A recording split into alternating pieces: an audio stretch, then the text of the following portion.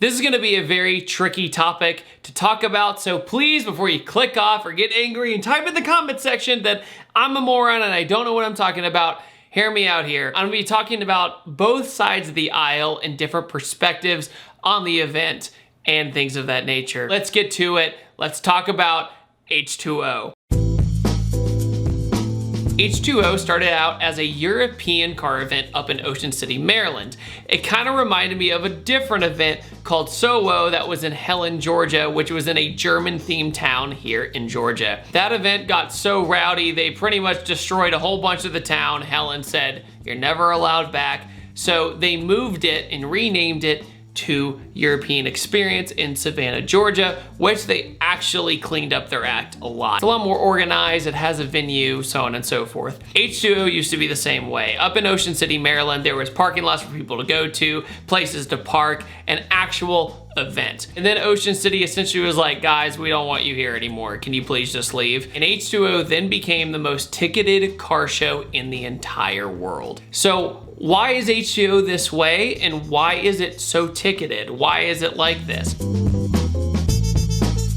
Now, in my opinion, there's two sides of the car scene. There's the performance side and there's the stance side, and somewhere in the middle in between. I lean more towards the performance side. I like driving around and going fast and all that good stuff. The stance side, I still defend everybody on the stance side because I want there to be car culture in every aspect. That's why I'm in this world. I love it to death. I'll do anything to keep it alive. But to us car people, camber, lowered, all that kind of stuff, we don't care about it. We think it's normal. To normal people and police in particular, they actually think your car's broken, believe it or not. I've gone around, I've asked people, what do you think about that camper car who are not into cars? And they literally think their car is broken and they see it as dangerous. So if you're in the perspective of a police officer and they see a car that's cambered out, now I'm not saying like barely anything. I think that's silly to pull over.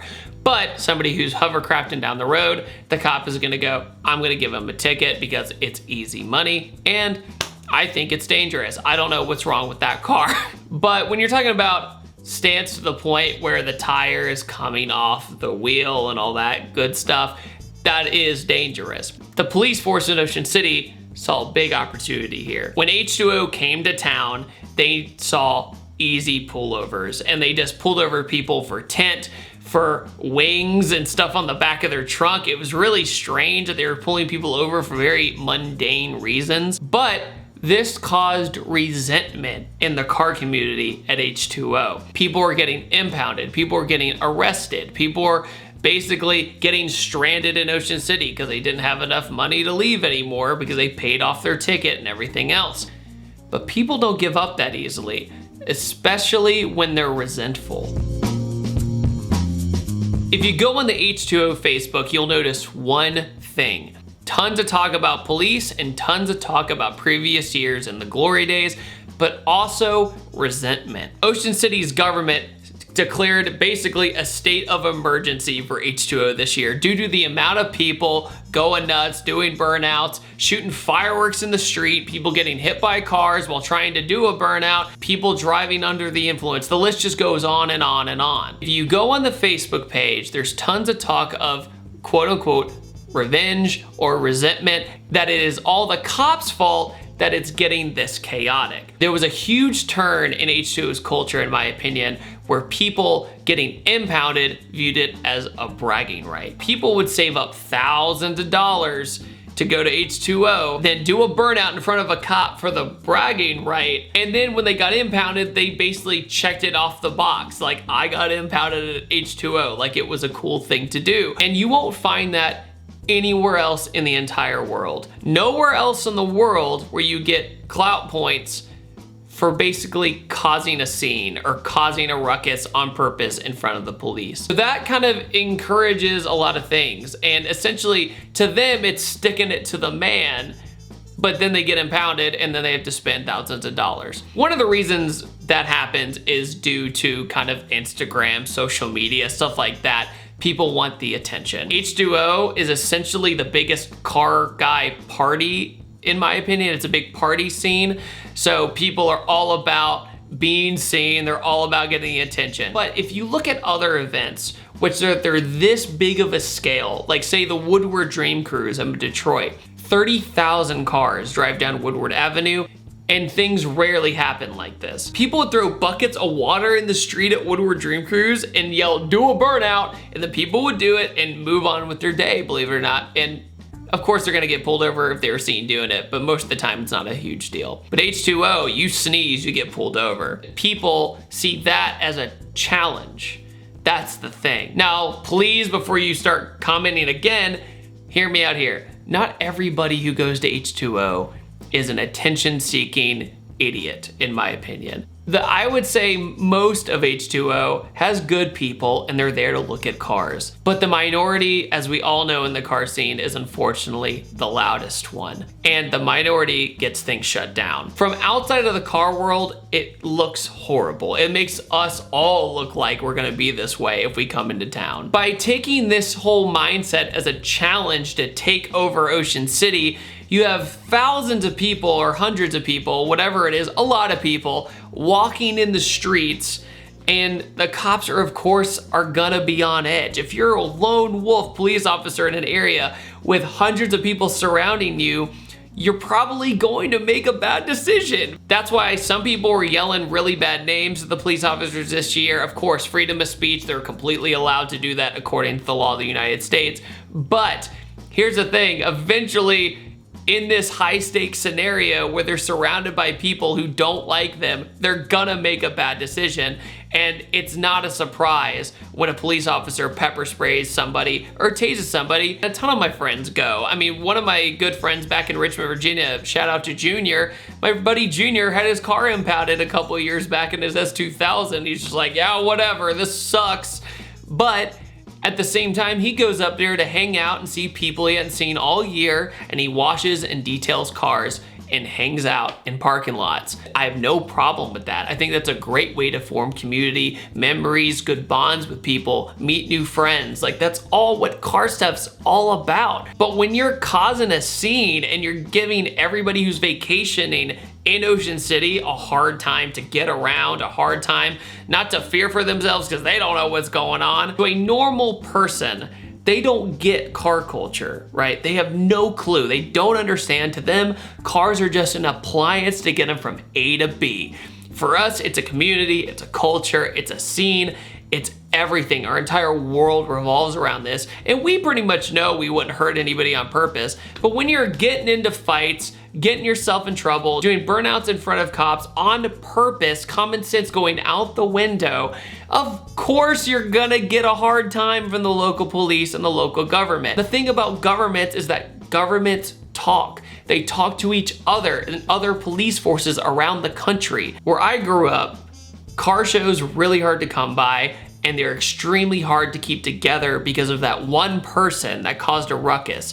One person represents everybody. And in this instance, H2O can kind of represent everybody from outside perspective. I was trying to say, like, you know, the entire scene, but you know what I mean. Here's the thing, guys. If you're at H2O and you have the mentality of sticking it to the man, I don't like the police, so on and so forth, giving them a harder time is only gonna make them give you an even harder time. And you're gonna see it as a competition. But here's the thing though, if you talk back to the cop and they talk back, guess what? They have the entire government and the law behind them.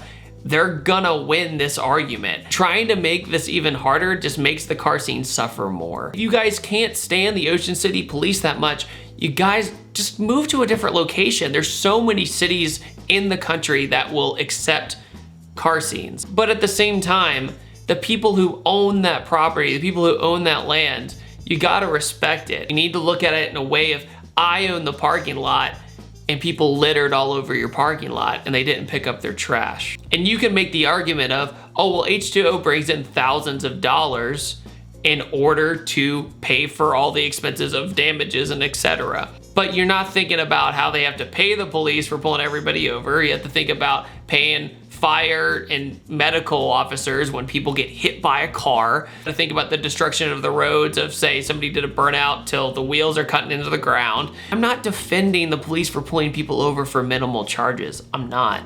But at the same time, I just want people, especially younger people, I did stupid stuff in the car world when I was younger. I'm almost 30 now, but when I was in my early 20s, man, I did some dumb things. But I'm just saying, I want you to stay in the car scene or not lose your license or not lose your car. If you go to H20, it's actually way more fun to be a spectator than drive your car, in my opinion, because you don't really have a big chance of getting in trouble. Car scene is a fragile thing. We have it so good here in the United States because you go to Germany or Australia. When I was in Germany at the Nürburgring, the mecca of car culture in Europe, I asked a friend who lived in Germany, can you even put a spoiler in your car without government approval? And he said, no, it has to be wind tunnel tested and approved by the government in order to put a spoiler on your car. Or your car gets impounded if it's found driven on the street without approval. Like, we have it so good here, and I just want to cherish it. And I just want to make sure we don't destroy ourselves. I just don't want us to destroy ourselves if the minority makes everybody else look bad, because we're a very small population of the world, car people are, and I just want to preserve it the best we can. The reason I feel this way is because where I grew up in Richmond, Virginia, our car scene was so small and so fragile that every meet that I tried to throw or every event I tried to throw or tried to even go to in Virginia Beach, they were always shut down by somebody being stupid. And it was always shut down by people trying to get attention. And if you have thousands of people all at once trying to do the same thing, trying to get on the Instagram, trying to get all this stuff to look cooler to everybody else, this isn't street racing, guys. Street racing is a completely different thing. People usually do it in the middle of nowhere.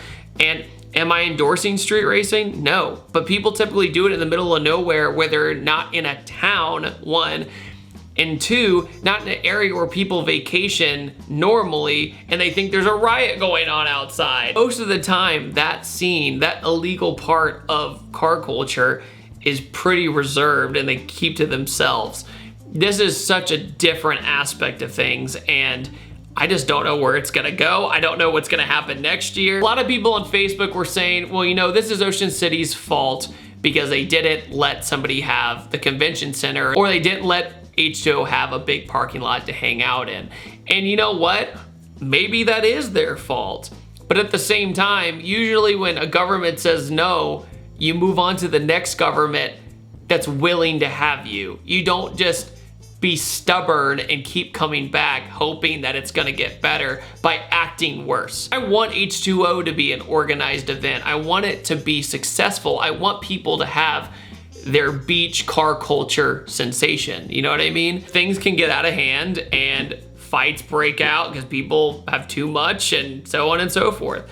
So do I sound like an old fart this video that doesn't like to have fun? Yes, I do.